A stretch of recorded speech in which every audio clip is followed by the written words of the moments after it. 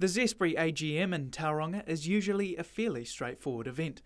A few votes for board reps, some resolutions passed, and a general report on the state of the nation's biggest horticultural exporter. But this year is different.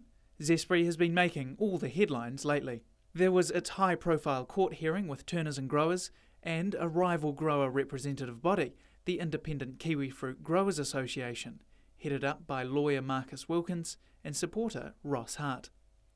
Aside from the usual AGM procedures, emotions were running high.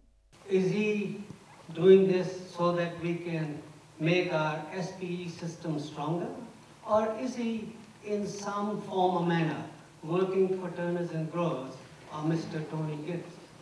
With an overwhelming 90% of Zespri members supporting the current structure, it's the kind of treatment you'd expect for someone trying to shake things up. And so it is with the two men who head up the breakaway group.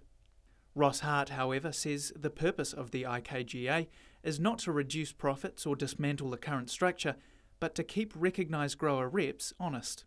It's daunting, we're a small group that is getting established. We've got supporters, we've got a number of supporters, and at the end of the day, we're not trying to destroy anything. We just want a more fair and a system that we can trust. Peter Ombler, president of the recognised kiwifruit growers body NZKGI, says if Mr Hart and his colleague Marcus Wilkins want to make a difference, the best way to do that is through his organisation. Marcus has operated almost exclusively through the media. He hasn't engaged in constructive industry groups in order to try and solve problems. He's been keen to point them out. So from our perspective, we welcome all growers' views, and as you heard me say, we're quite prepared for them to come and join our group, but they have to do so from a democratically elected basis. On the issue of turners and growers and the case brought against Zespri in the Auckland High Court, CEO Lane Jager says the costly court process undertaken by Tony Gibbs and Jeff Wesley is essentially a waste of time. While they are throwing a lot of punches, in fact they're going backwards, and we expect a continuation of that, very simply because their proposition is not meritorious.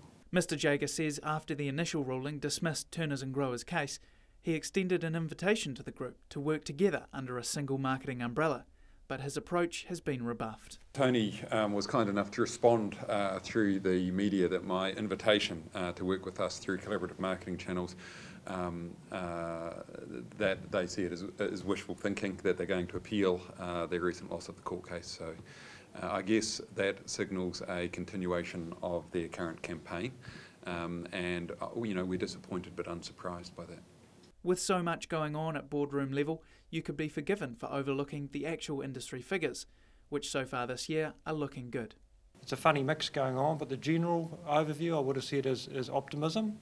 And we're having a pretty good year, so the forecast that's just come out looks like it's going to be up in all categories. I wonder how many other fruit categories worldwide could say that this year.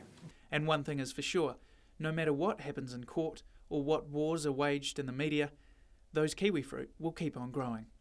Drew Chappell, Country 99 TV News.